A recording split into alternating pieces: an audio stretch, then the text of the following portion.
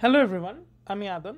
আজকে আমরা GRE big বুকের প্রথম টেস্টার সেকেন্ড সেকশনের সেকেন্ড পাজলটা করব। আমরা এর আগের দিন প্রথম পাজলটা করেছি, সো তোমরা যারা ওই ভিডিওটা দেখোনি ওই ভিডিওটা দেখে ফেলতে পারো, আমাদের ওয়েবসাইটে গিয়ে কোয়েশ্চেনটাও সলভ করতে পারো কিন্তু, এবং কোয়েশ্চেনের ডিটেল ব্রেকডাউন আমাদের ওয়েবসাইটে দেওয়া আছে। So let's start with the second puzzle. Second পাজলটা আমাদেরকে বলছে আ গভর্নমেন্ট ইজ অ্যাসাইনিং, একটা সরকার অ্যাসাইন করছে each of 6 embassy office workers, 6টা এমবেসি অফিস ওয়ার্কার আছে, এদের নাম দেওয়া আছে 6 জনের। আমরা 6 জনের নাম উচ্চারণ করারও দরকার নেই। যখন তুমি পরীক্ষার মধ্যে তুমি কোয়েশ্চেনটা সলভ করছো, 6 জনের নাম তোমার পুরোটা দেখারও দরকার নেই। তুমি যখনই এই নামগুলো দেখবা তখন তুমি কি করবা, ফার্স্ট লেটারটা কে দিয়ে সিগনিফাই করবা বা নিজের বোঝার সুবিধার্থে। আচ্ছা, ফার হচ্ছে এফ, গোল্ডেন হচ্ছে জি, এর পরেরটা হচ্ছে এইচ, আমি নিজেও উচ্চারণ করব না। এর পরেরটা হচ্ছে আই, পরেরটা হচ্ছে জনস জে, পরেরটা হচ্ছে কে।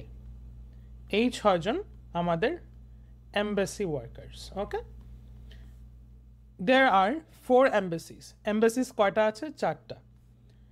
4টার মধ্যে embassies L and M are located in countries with dry climates. এই যে 4টা এমবাসি, এই 4টা এমবাসির মধ্যে এমবাসি এল এবং এম ড্রাই ক্লাইমেটের কান্ট্রির মধ্যে লোকেটেড। সো আমরা কি পেলাম? Dry climate country. Dry climate কান্ট্রির মধ্যে আছে এমবাসি এল, এমবাসি এম।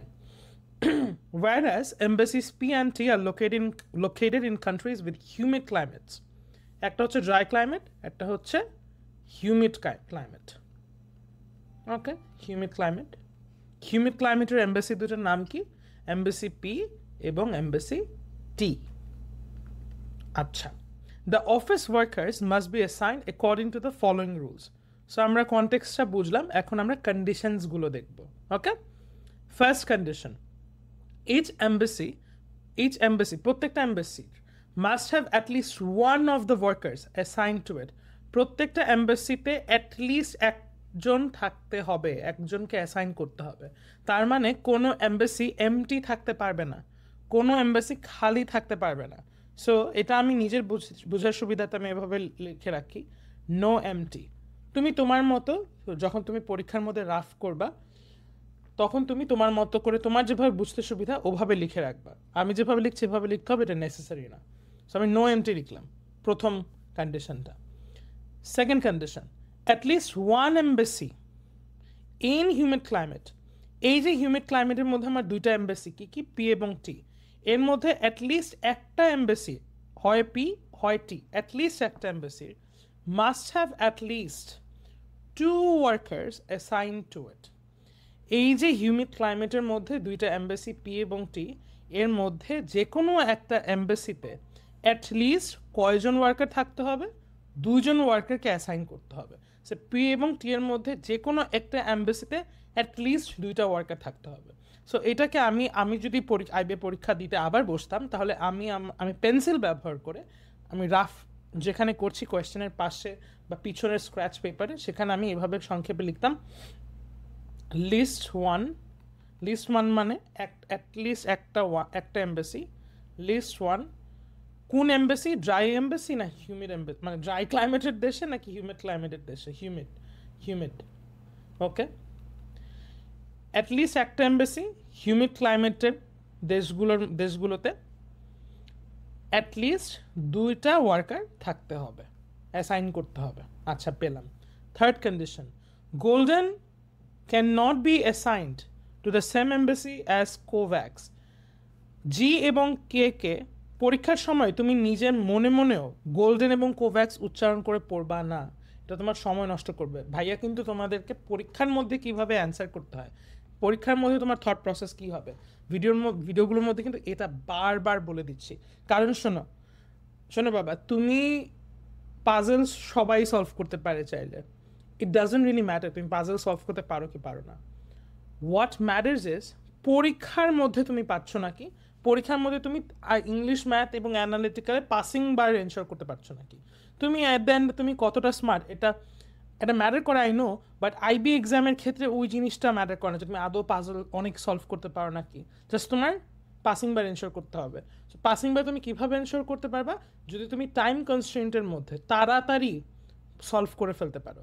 তাড়াতাড়ি সলভ করার একটা মতলব কি, একটা স্ট্র্যাটেজি কি, তুমি পরীক্ষার মধ্যে পুরো নামগুলো নিজে মনে মনে পড়ে টাইম নষ্ট করবে না। ফার, গোল্ডেন, দেখো আবোল তাবোল নাম উচ্চারণ করতেও মানে প্যারা লাগে, রাইট? দরকার নাই, তুমি এগুলোকে জি কে এভাবে করে নিজের মনের মধ্যে প্রোনাউন্স করবা।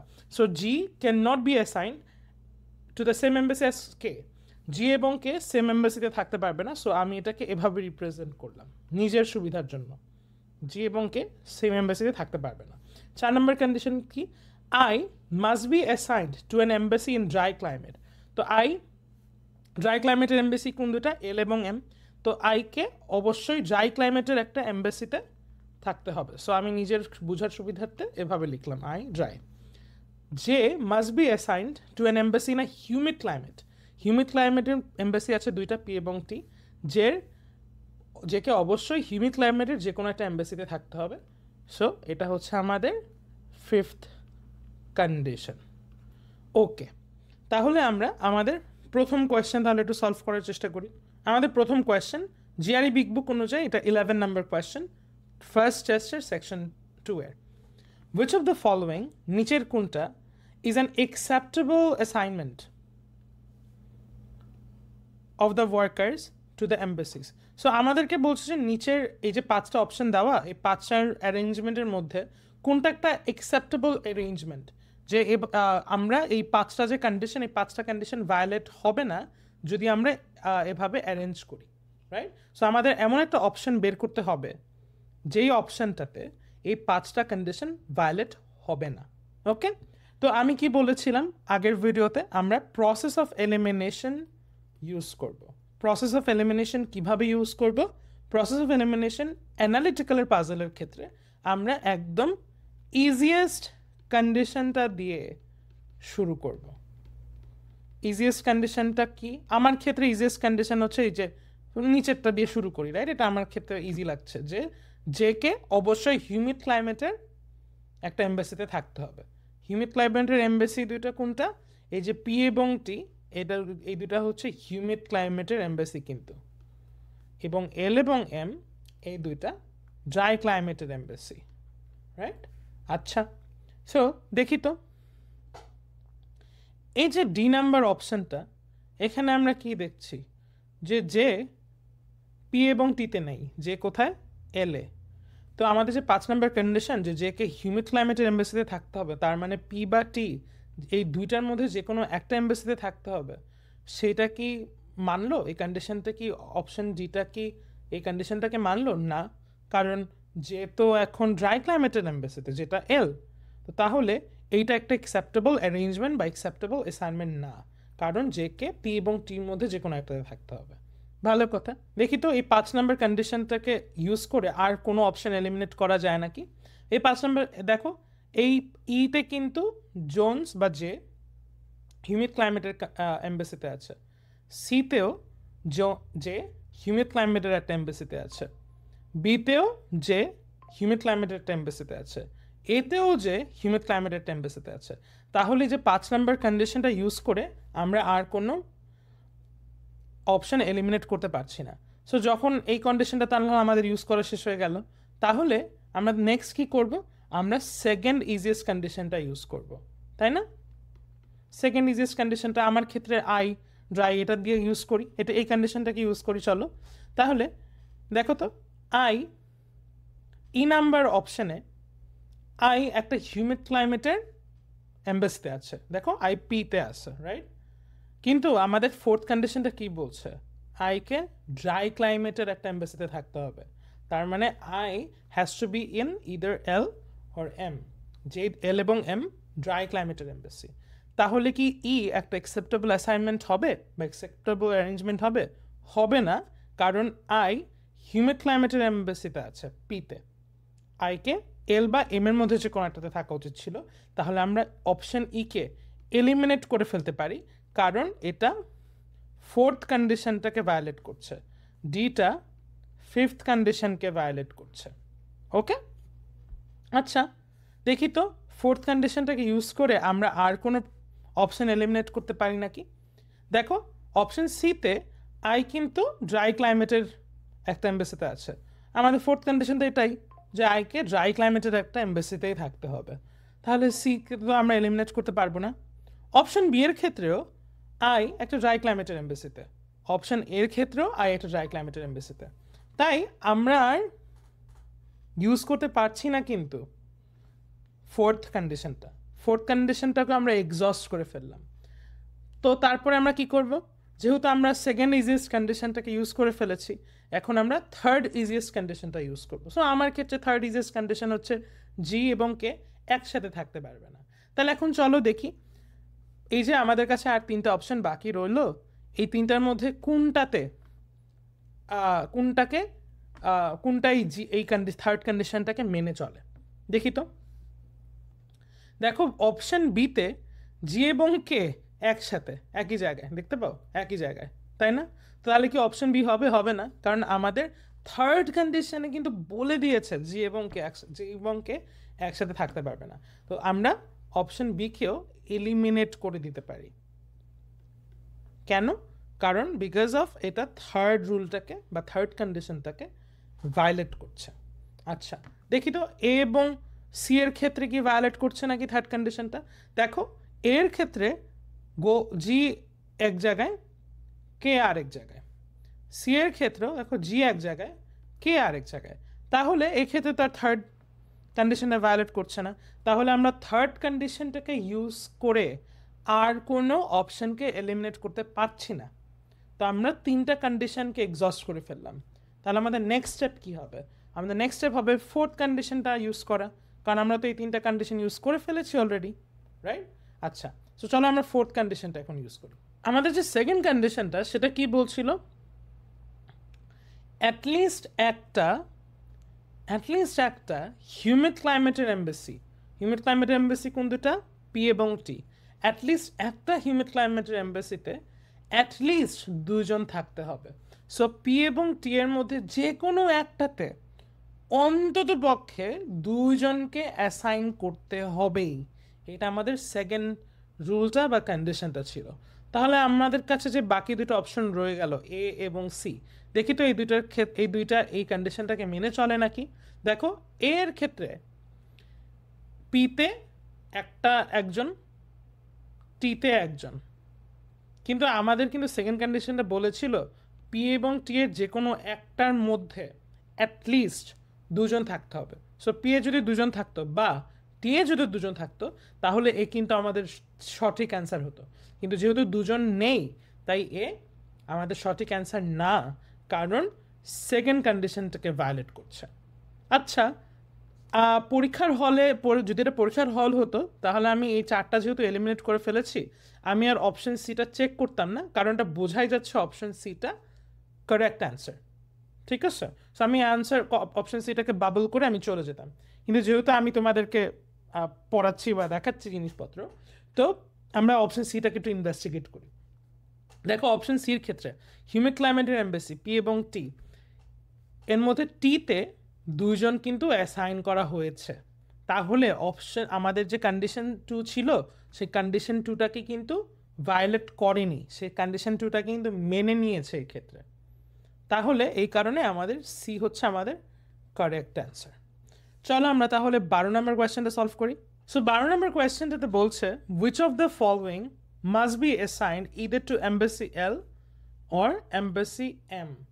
এমবেসি এল বা এম এর মধ্যে কোন এমবেসিতে নিচের যে কোনো একটাকে অবশ্যই মাস্ট বি অ্যাসাইন করতে হবে। সো আমরা তাহলে হিসাব করা শুরু করি। সো আমাদের কাছে এমবেসি কী ছিল? ড্রাই ক্লাইমেটের এমবেসি ছিল দুটো, হিউমিড ক্লাইমেটের এমবেসি ছিল দুটো। ড্রাই ক্লাইমেটের এমবেসি কী ছিল? এল এবং এম। হিউমিড ক্লাইমেটের এমবেসি কী ছিল? পি এবং টি।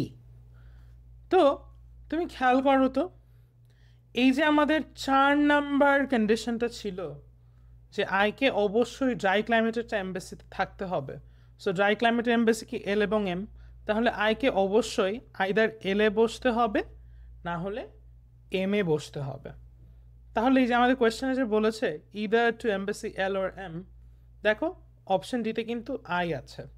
তাহলে আই যেহেতু আমাদের ফোর্থ কন্ডিশনে বলে দিয়েছে যে আইকে অবশ্যই ড্রাই ক্লাইমেটের একটা এমবাসিতে বসতে হবে, ড্রাই ক্লাইমেটের এমবাসি কোন দুটো, এল এবং এম, তো আইকে অবশ্যই এল বা এম এর মধ্যে যে কোনো একটাতে বসতে হবে।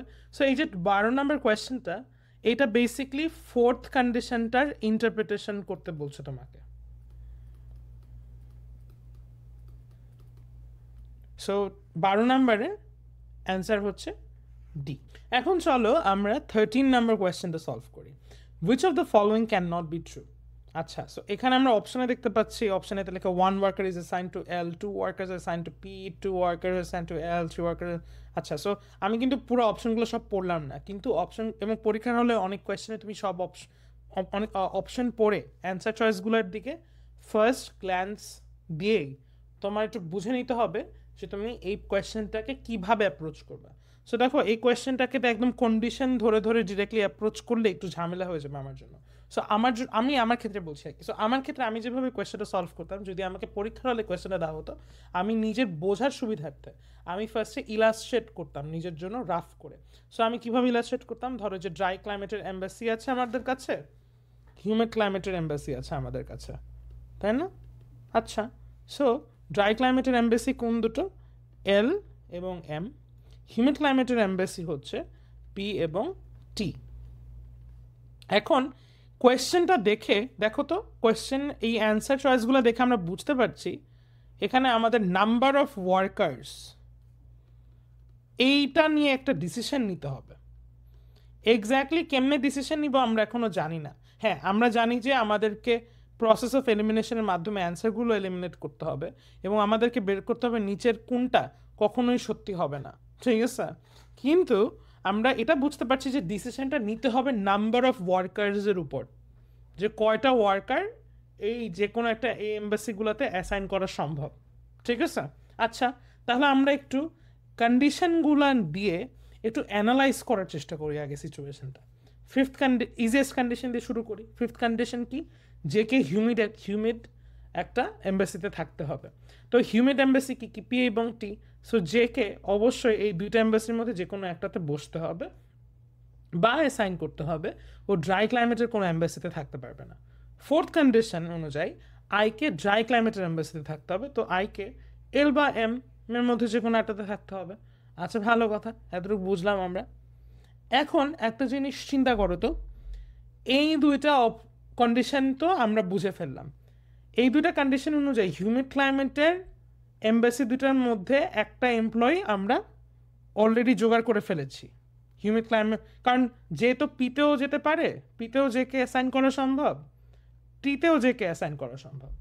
যেখানেই অ্যাসাইন করি না কেন হিউমিড ক্লাইমেটের এম্বাসিতে অ্যাটলিস্ট একটা এমপ্লয়ি ম্যানেজ হয়ে গেল, একটা ওয়ার্কার ম্যানেজ হয়ে গেল।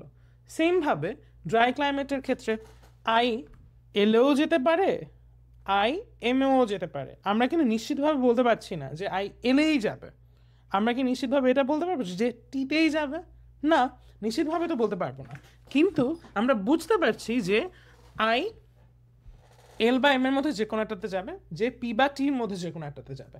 কিন্তু এই যে ড্রাই ক্লাইমেটের ক্ষেত্রেও তাহলে আমরা বুঝে ফেললাম যে এল বা এম এর মধ্যে যে কোনো একটাতে যেহেতু আই যাবে, তো এখানে আমাদের অ্যাটলিস্ট একটা এমপ্লয় ম্যানেজ হয়ে গেল। ওকে, আচ্ছা, ভালো কথা। কারণ আমি কেন এভাবে একটা এমপ্লয় ম্যানেজ হয়ে গেলে এভাবে হিসাব করছি বলো তো?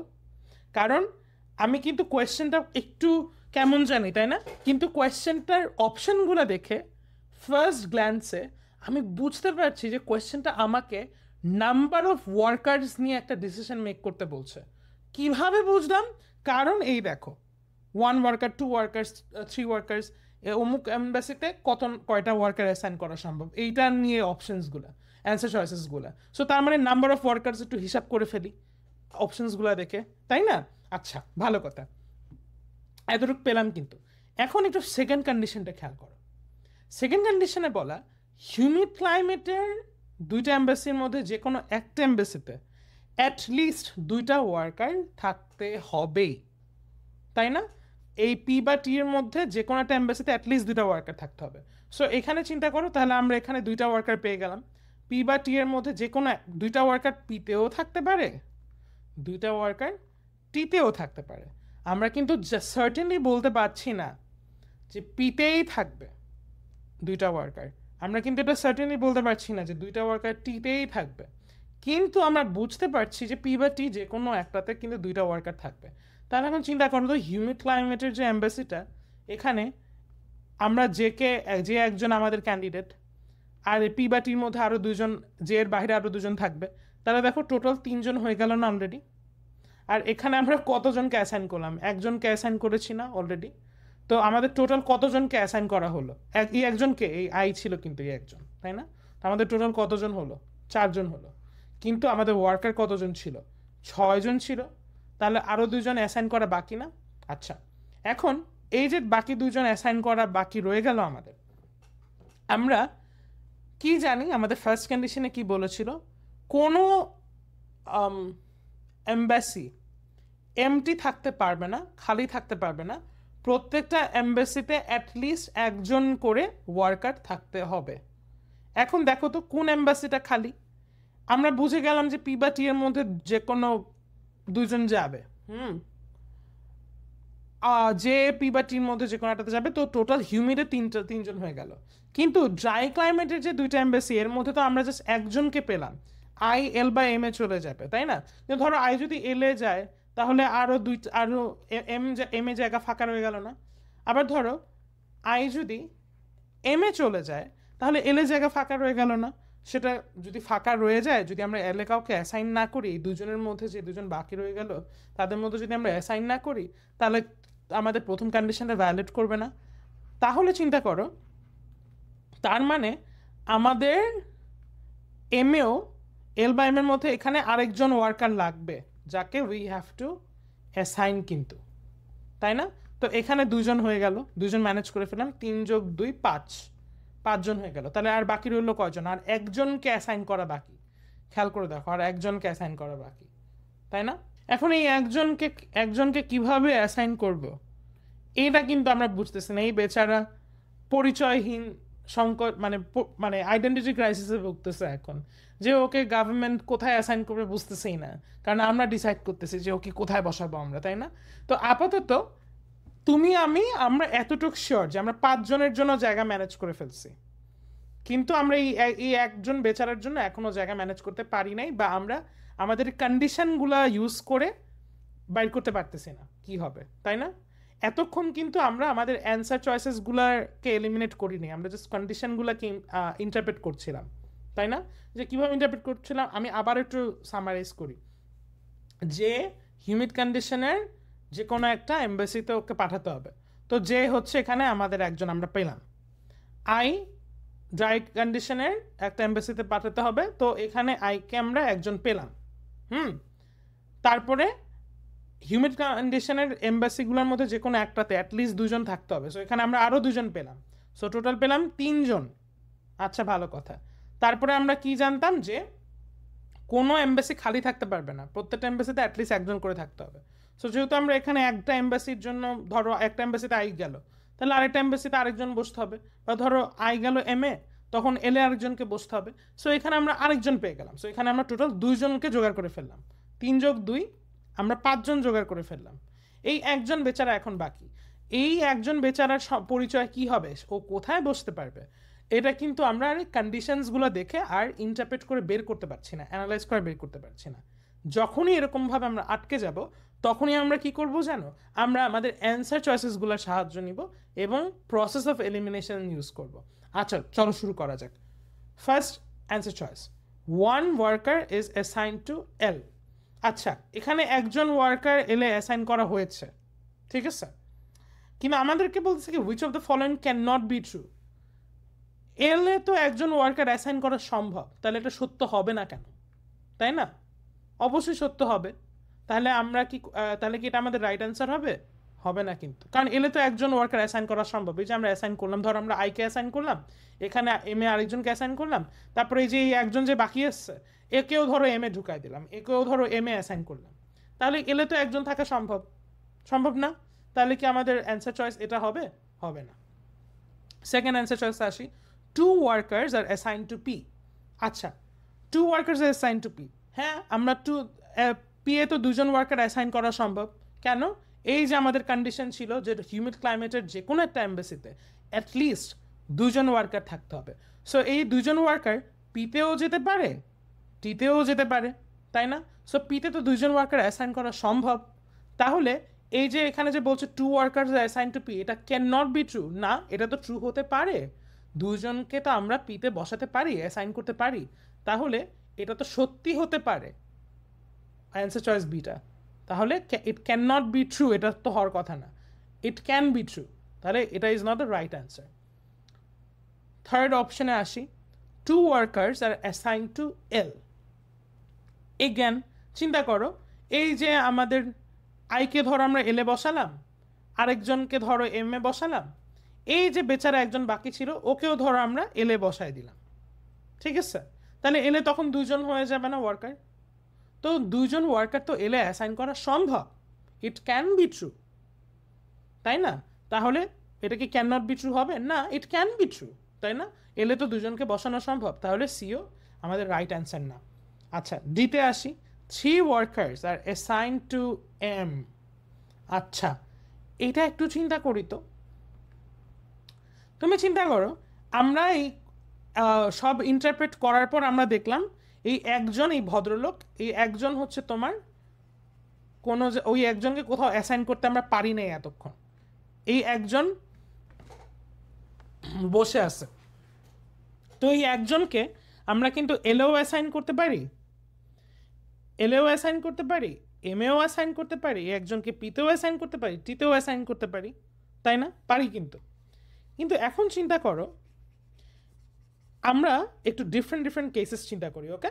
একটু মনোযোগ দিয়ে খেয়াল করবা। এই একজনকে যদি আমি পিতে অ্যাসাইন করি, তাহলে এখানে পিতে হইল কয়জন ওয়ার্কার? 3 জন ওয়ার্কার। ধরো পিতে 2 জন বসানো হয়েছে আর আরেকজনকে নিয়ে আসলাম, তাহলে হয়ে গেলো 3 জন ওয়ার্কার, হইল না? টিতে আবার চিন্তা করো, টিতে ধরো 2 জনকে আমি বসালাম, তারপরে এই একজনকে আমরা নিয়ে আসলাম, তাহলে টিতে হলো 3 জন ওয়ার্কার, তাই না? সো দেখো অ্যান্সার জাস্ট 3, ইতে যে বলছে 3 ওয়ার্কার্স আর অ্যাসাইন টু টি, এটা কিন্তু পসিবল। কীভাবে পসিবল আমি আরেকটু ভেঙে বলি।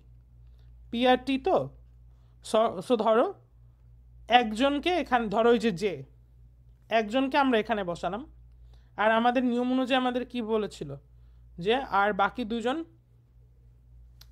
দুজনকে অ্যাটলিস্ট মানে হিউম্যান ক্লাইমেটের একটা এমবেসির মধ্যে অ্যাটলিস্ট 2 জন থাকতে হবে। সো এই 2 জনকে এখানে বসালাম, তাহলে 3 জন। এই ভদ্রলোককে আমরা এখানে বসাই দিলাম টিতে, তাহলে টিতে কতজন হয়ে গেল? 3 জন। তাহলে 3 ওয়ার্কার্স অ্যাসাইন টু টি, এটা কিন্তু possible, it can be true. তাহলে অ্যান্সার চয়েস ইও আমাদের সঠিক অ্যান্সার না, আমাদের সঠিক অ্যান্সার প্রসেস অফ এলিমিনেশন অনুযায়ী ডি। কিন্তু আমরা একটু ডিকেও একটু বোঝার চেষ্টা করি যে কেন ডি সঠিক অ্যান্সার, ঠিক আছে? সো একটু চিন্তা করো, যদি আমরা ডিতে 3 জন ওয়ার্কার বসাই না, তাহলে না একটা গন্ডগোল হয়ে যাবে। কীভাবে গন্ডগোল হয়ে যাবে তুমি খেয়াল করো। আমাদের একজন ওয়ার্কার বাকি ছিল, আমরা এই একজন বসিয়ে দিয়েছি 2 জন, এখানে 2 জন আর একজন 3 জন বসিয়ে দিয়েছি, আমরা 5 জন পেয়ে গেলাম, আর একজন বাকি ছিল, তাই না? এই একজনকে যদি আমি এম এ বসাই, এখন এই যে এম এ যদি নিয়ে আসি এই একজনকে, খেয়াল করে দেখো, তাহলে আমাদের হয়ে গেল কতজন? টোটাল হয়ে গেল 3 জন, তাই না? এম এ যদি নিয়ে আসি, কিন্তু চিন্তা করো তো, এম এ যখন আমি একজনকে, যে একজন বাকি ছিল তাকে যখন আমি এম এ বসিয়ে ফেললাম, তারপর আমাদের কি আর কোনো ওয়ার্কারকে অ্যাসাইন করা বাকি থাকলো না কিন্তু, কারণ হিউমিড ক্লাইমেটের পি বা টি এর মধ্যে যে কোনো একটাতে 2 জন বসবে, আর এই যে ভদ্রলোকে একজন তো ছিলই, ঠিক আছে? তাহলে এখানে হয়ে গেল 3 জন। আই ভদ্রলোক সে ছিল, ধরো এই আই ভদ্রলোককে আমরা এলে বসাইলাম ধরো, তাহলে এখানে হয়ে গেল 4 জন, এখানে 3 জন আর এখানে 4 জন হলো না? তাহলে এখানে আবার ওই যে আরেকজনকে আমরা বসাইছিলাম কন্ডিশন 1 অনুযায়ী, কারণ কোনো ফাঁকা থাকতে পারবে না কোনো এমবেসি, তাহলে হয়ে গেল 5 জন। এই ভদ্রলোক যে একা ছিল তাকেও এখানে বসাই দিলাম, তাহলে হলো 6 জন। আমরা কি কোনো সিচুয়েশনে এম এ 3 জন ওয়ার্কার বসাতে পারছি? তাহলে পারছি না তো। এম এ তো 3 জন ওয়ার্কার বসানো সম্ভব না, ম্যাথমেটিক্যালি সম্ভব না, কারণ আমাদের কাছে তো আর কোনো ওয়ার্কার বাকি নেই। তাই answer choice D is the right answer, কারণ 3 workers are assign to M, it can not be true. তুমি কখনোই, তুমি যতই চেষ্টা করো, আমরা হিসাব করে দেখলাম মাত্র, তুমি এম এ 3 জন ওয়ার্কার বসাতে পারবা না। এম এ সর্বোচ্চ 2 জন ওয়ার্কার বসানো সম্ভব, এইমাত্র আমরা দেখলাম, তাই না? সো এই কারণে 13-এর অ্যান্সার হচ্ছে ডি। চলো আমরা এখন 14 নাম্বার কোয়েশ্চেনটা সলভ করি। 14 নাম্বার কোয়েশ্চেনটা বলছে, if G and K are assigned to L and M respectively, which of the following must be true? তো আমি যেহেতু আমার ভিজুয়ালাইজ করে করতে সুবিধা, তো আমরা চলো ভিজুয়ালাইজ করি একটু। ড্রাই ক্লাইমেটের এমবেসিস আছে, হিউমিড ক্লাইমেটের এমবেসিস আছে। ড্রাই ক্লাইমেটের এমবেসি কি কি? এল এবং এম। হিউমিড ক্লাইমেটের এমবেসি পি এবং টি। আচ্ছা, জি এবং এ কে কোথায় অ্যাসাইন করা হলো? এল এবং এম এ। জি এবং কে কি একসাথে বসতে পারবে? ধরো এল এ কি আমি চাইলেই জি কে এবং কে কে একসাথে বসাতে পারবো? বা এম এ চাইলেই কি আমি জি কে এবং কে কে একসাথে বসাতে পারবো? পারবো না কিন্তু, কারণ আমাদের যে থার্ড কন্ডিশনটা ছিল, থার্ড কন্ডিশনটা বলছিল জি এবং কে কখনো একই এম্বাসিতে বসতে পারবে না, ওরা দুজন দেখতেই পারে না নিজেদেরকে, তো ওরা জীবনে একই এম্বাসিতে বসবে না, বসলে না মারামারি করবে নিজেরা। তো তাহলে এল এবং এম এ যখন আমরা ওদেরকে অ্যাসাইন করব, তাহলে ধরো জি কে এল এ বসালাম, কে কে এম এ বসালাম, এভাবে বসাতে হবে, দুজনকে তো আমরা একসাথে বসাতে পারবো না। গেল, বসায় ফেললাম কিন্তু। তারপরে এখন আমাদেরকে বেট করতে হবে which of the following must be true, যে এটা হবেই, সত্যি হবেই। অ্যান্সার চয়েসগুলো দেখার আগে আমরা একটু কন্ডিশনগুলোকে একটু ইন্টারপ্রেট করে ফেলি। আমরা কি করেছিলাম আগেও? আমরা জানি যে হিউমিড ক্লাইমেটের একটা ইসের মধ্যে বসবে, যে কোনো একটা এম্বাসিতে বসবে। আই ড্রাই ক্লাইমেটের যে কোনো একটা এম্বাসিতে বসবে। ওকে, এখন আমরা অ্যান্সার চয়েসেসগুলো দেখি। প্রথম অ্যান্সার চয়েস কি? F is assigned to either P or T. এখন দেখো তো, ড্রাই ক্লাইমেটের ইসের মধ্যে আমরা 3 জনকে বসিয়ে ফেলেছি না? ড্রাই ক্লাইমেটের এম্বাসি দুটার মধ্যে আমরা 3 জনকে অলরেডি বসিয়ে ফেলেছি। জি এবং কে এক জায়গায়, আই হয়তো বা এল এ যেতে পারে বা এম এ যেতে পারে। ভালো কথা।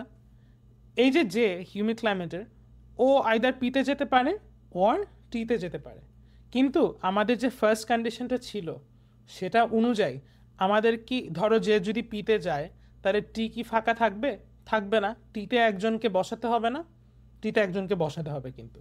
সেটা হচ্ছে ফার্স্ট কন্ডিশন অনুযায়ী, এখানে আমাদের আরেক বান্দাকে দিতে হবে। সো কয়টা বান্দা হইলো? 2টা বান্দা হইলো, কিন্তু যে এবং আরেকটা বান্দা মিলে 2টা বান্দা হইলো। আচ্ছা, সেকেন্ড কন্ডিশনে কিন্তু আমাদেরকে বলে দিয়েছিল হিউমিড ক্লাইমেটের যে কোনো একটা এম্বাসিতে অ্যাটলিস্ট 2 জন থাকতে হবে। সো দেখো, আমরা কিন্তু মাত্র 2 জন বান্দা পাইলাম, এখানে 3 জন বান্দা, তাহলে টোটাল 5 জন বান্দা, একজন কিন্তু বাকি রয়ে গেল না। এখন তুমি বলো তো, এই একজন কি ড্রাই ক্লাইমেটের এম্বাসিগুলোর মধ্যে যে কোনো একটাতে বসবে, নাকি হিউমিড ক্লাইমেটের এম্বাসির যে কোনো একটাতে বসবে? এই একজনকে কি আমি এল বা এম এ পাঠাতে পারবো? পারবো না কিন্তু, কারণ যদি আমি এই একজনকে এল বা এম এ পাঠাই না, ড্রাই ক্লাইমেটের এম্বাসিতে পাঠাই না, তাহলে এটা আমার সেকেন্ড যে কন্ডিশনটা সেটাকে ভায়োলেট করবে। কারণ এই একজনকে যখন আমি এল বা এম এ পাঠিয়ে দিব, তখন হিউমিড ক্লাইমেটের আরেকজনকে তো বসানোর কোনো জায়গা থাকবে না। কিন্তু আমাদের কিন্তু সেকেন্ড কন্ডিশনে বলে দিয়েছিল যে হিউমিড ক্লাইমেটে যে কোনো একটা এম্বাসিতে অ্যাটলিস্ট 2 জন থাকতে হবে। কিন্তু এখন আমরা কি দেখছি, একজন হচ্ছে যে হচ্ছে ধরো পিতে, আর টি হচ্ছে ধরো টিতে ধরো আরেকজন, ঠিক আছে? তাহলে একজন হলো না, তার আরেকজন কোথায় গেল? আরেকজন তো নাই, আমাদের তো 6টা ওয়ার্কার। আমাদের টোটাল তো লাগবে বাবা, তোমার হিউমিড ক্লাইমেটের এম্বাসির মধ্যে যে কোনো একটাতে অ্যাটলিস্ট 2টা ওয়ার্কার, 2টা ওয়ার্কার ম্যানেজ করতে হবে। কিন্তু এখানে তো 1 আর 1 2 2টা ওয়ার্কার হলো, তাহলে আরেকজন লাগবে না? আরেকজন লাগবে কিন্তু। তাহলে এই যে এই একজন বাকি আসছে না, এই ভদ্রলোককে আর বা টির মধ্যে যে কোনো একটাতে যেতে হবে। এই ভদ্রলোক ড্রাই ক্লাইমেটের কোনো এম্বাসিতে যেতে পারবে না, কারণ আমাদের যে সেকেন্ড কন্ডিশনে সেটা বলে দিয়েছে যে হিউমিড ক্লাইমেটের যে কোনো একটা এম্বাসিতে অ্যাটলিস্ট 2 জন থাকতে হবে। এই ভদ্রলোক যদি ড্রাই ক্লাইমেটের কোনো একটা এম্বাসিতে যায়, তাহলে আমাদের কাছে তো আর কোনো ওয়ার্কার বাকি থাকবে না যাকে আমরা হিউমিড ক্লাইমেটের কোনো একটা এম্বাসিতে পাঠাতে পারবো সেকেন্ড কন্ডিশনটা ফুলফিল করার জন্য। তাহলে এখন একটু অ্যান্সার চয়েস এর দিকে একটু তাকাই তো। F is assign to either P or T. আমাদের এফ যে দেখো এখানে কিন্তু 1 2 3 তিনজন আমরা বসিয়ে দিয়েছি, চারজন বসিয়ে দিয়েছি, তাই না? এই যে এফ, আমরা কিন্তু লজিক্যালি চিন্তা করতে পারছি এখন যে এই এফ এবং আরেকজন যে থাকবে, আমাদের কে কে ছিল? F, G, H, I, J, K, এই 6 জন ছিল না? এই 6 জনের মধ্যে দেখো জি, আই এবং কে, এরা কিন্তু ড্রাইয়ে চলে গেছে, এরা 3 জন। এবং এই যে কিন্তু হিউমিডে চলে গেছে অলরেডি, তাই না? তাহলে বাকি থাকলো কে? F R H. তো এই যে আমরা যদি জে কে পিতে বসাই, জে কে ধরো পিতে বসালাম, তাহলে এই টিতে আমরা যদি এইচ কে বসিয়ে দিই, তাহলে আমাদের এই অ্যাডিশনাল আর এক্সট্রা বান্দা কোনটা বাকি থাকে? এফ বাকি থাকে। তাহলে এফ কেও ধরো আমরা এখানে বসাতে পারি, বা এফ কে আমরা এখানেও বসাতে পারি, পিতেও বসাতে পারি। তাহলে অ্যান্সার চয়েস এটা হচ্ছে correct. It has to be true, it must be true. কারণ এই এইচকে যখন আমরা হিউমিড ক্লাইমেটের কোনো একটা এমবেসিতে অ্যাসাইন করে ফেলবো, কারণ আমাদের কন্ডিশন 1-এ বলে দিয়েছে যে কোনো এমবাসি ফাঁকা থাকতে পারবে না, অ্যাটলিস্ট একজন থাকতে হবে। তখন তো আর বাকি থাকবে কে? এফ বাকি থাকবে। এই এফকে তো আমরা ড্রাইতে পাঠাতে পারবো না, কারণ সেকেন্ড কন্ডিশনটা ভায়োলেট করবে। তাই এফকে আমরা হিউমিড ক্লাইমেটের কোনো একটা এমবেসিতে পাঠাতে হবে। হিউমিড ক্লাইমেটের এমবেসি কোন দুটা? পি এবং টি। তাই এফকে পি এবং টির মধ্যে যে কোনো একটাতে সাইন করতে হবে। তাই 14-এর অ্যান্সার হচ্ছে এ। চলো এখন আমরা 15 নম্বর কোয়েশ্চেনটা সলভ করি। If G, H and K are among the workers assigned to embassies in humid climates, which of the following must be true? আমার সুবিধার্থে এবং তুমিও করবা, আমি ইলাস্ট্রেট করি। ড্রাই অ্যান্ড হিউমিড, ড্রাই ক্লাইমেটের এমবাসিস হচ্ছে এল এবং এম, হিউমিড ক্লাইমেটের এমবাসিস হচ্ছে পি এবং টি। আচ্ছা, সো জি এইচ কে কোথায় অ্যাসাইন করা হয়েছে? হিউমিড ক্লাইমেটের এমবাসিগুলোতে। কোনটাতে এটা বলে দেয়নি, পিতে অ্যাসাইন করেছে না টিতে অ্যাসাইন করেছে বলে দেয়নি, কিন্তু আমরা বুঝতে পারছি যে জি, এইচ আর কে, এই 3 ভদ্রলোক এরা হিউমিড ক্লাইমেটের কোন একটা এমবাসিতে থাকবে।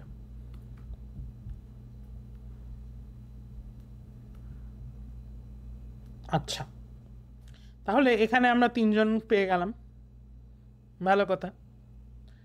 এখন আমরা একটু কন্ডিশনের দিকে তাকাই। আমরা কি জানি, যে কেউ হিউমিড ক্লাইমেটের একটা এমবাসিতে বসতে হবে।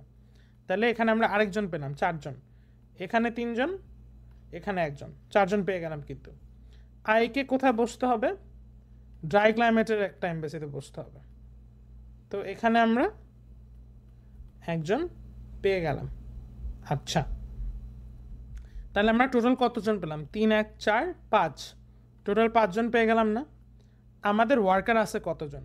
টোটাল কিন্তু 6 জন, 6 জন ওয়ার্কার না? তাহলে যদি আই এল বা এম এর মধ্যে যে কোনো একটাতে বসে, ধরো আই বসলো এলে, তাহলে এম ফাঁকা থাকবে না, ফাঁকা রয়ে যাবে না? এবং আমরা কি জানি, আমাদের কন্ডিশন 1-এ কোনো এমবাসি ফাঁকা থাকতে পারবে না, অ্যাটলিস্ট একজন ওয়ার্কার বসাতে হবে। তাহলে আই যদি এলে বসে, তাহলে আমাদের যে একজন বাকি থাকলো, সেই একজনকে এখানে নিয়ে আসতে হবে না? কে কে ছিল মনে করি? F, G, H, I, J, K, এই 6 জন বান্দা ছিল। এই 6 জন বান্দার মধ্যে জি, এইচ, জে এবং কে, এরা তো চলে গেল হিউমিডে, কিন্তু এই আই চলে গেল ড্রাইয়ে, কারণ 4 নাম্বার কন্ডিশন। তাহলে যে এফ, এই এফকেও ড্রাইতে চলে আসতে হবে, এটা ছাড়া তোর কোনো উপায় নাই, কারণ নাহলে ফার্স্ট কন্ডিশনটা আমরা ভায়োলেট করে ফেলবো। ঠিক আছে, তাহলে এখন আমরা অ্যান্সার চয়েসগুলো পড়ি। F is assigned to an embassy to which none of the other 5 office workers is assigned. আচ্ছা, দেখো তো আইকে যদি আমরা এলে বসাই তাহলে এফকে এম এ বসাতে হবে, আবার আইকে যদি আমরা এম এ বসাই তাহলে এফকে এলে বসাতে হবে না? তো এই যে আমাদের এফ ভদ্রলোক, এই ভদ্রলোকের সাথে কি আর কোনো ওয়ার্কার বসতে পারছে না কিন্তু, কারণ জিএইচকে যে এরা তো সবই হিউমিড ক্লাইমেটের এমবেসিতে আটকা পড়া, তাই না? আর এফ এবং আই এরা তো আলাদাই বসতে হবে। তাহলে যে এফ, ও অলওয়েজ অলওয়েজ একাই বসবে না, ওর সাথে কি অন্য বাকি যে 5জন ওয়ার্কার তাদেরকে আমরা অ্যাসাইন করছি না কিন্তু, তাই না? তাহলে F is assigned to an embassy to which none of the other 5 office workers is assigned. এইটা is the correct answer. কারণ F এর সাথে none of the other 5 office workers, অন্য 5জন অফিস ওয়ার্কারের কাউকেই তো F এর সাথে আমরা অ্যাসাইন করতে পারছি না। তাই 15 নাম্বার কোয়েশ্চেনের কারেক্ট অ্যান্সার হচ্ছে এ। থ্যাংক ইউ সবাইকে শোনার জন্য, and best of luck for exams.